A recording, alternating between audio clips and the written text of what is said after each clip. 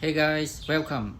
In this video, I would like to show you how to replace the rear wheel bearing or hub assembly on a 2016 Infiniti QX60. Okay, let's start with removing the cotter pin and 32mm to remove the axle shaft nut, and use a pry bar to stop it from spinning if you don't have the impact socket, and remove the nut.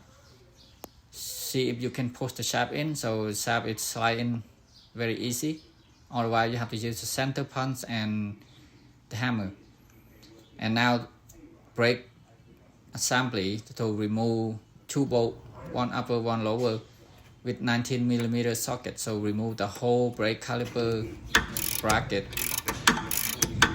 with the impact wrench. If you don't have impact wrench, use a breaker bar or half-inch ratchet, and the lower one you have to use the wrench because of the suspension link, and use a C-clamp to push the pad just a little bit so it's easy for the caliper and the brake pad coming out easy. Put on top of the upper control arm, and the rotor should be sliding out very easy.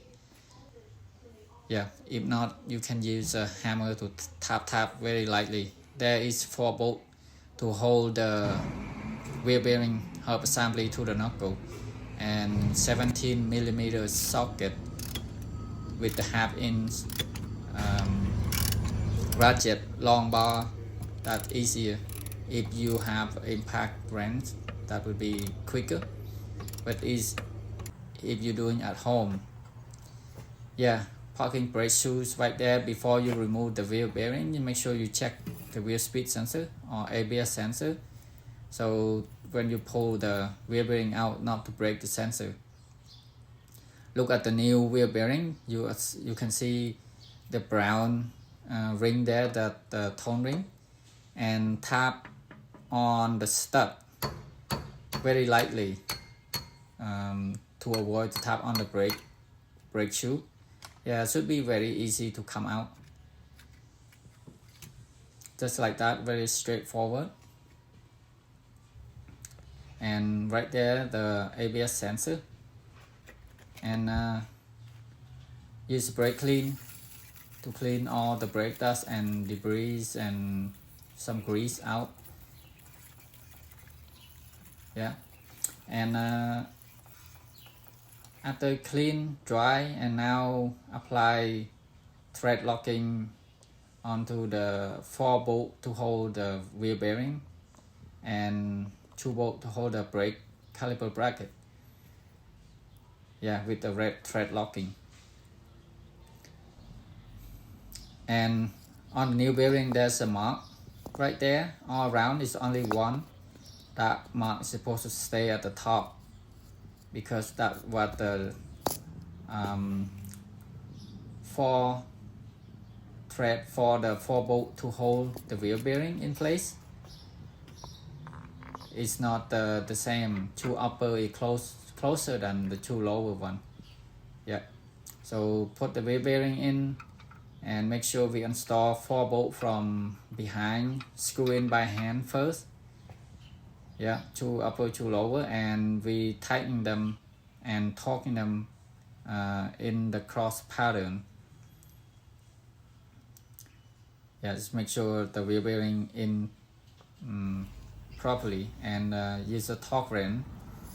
Here is the torque spec: 65 foot-pound for the wheel bearing hub assembly, and 62 for the brake caliper bracket bolt, and axle shaft nut is 92 foot-pound.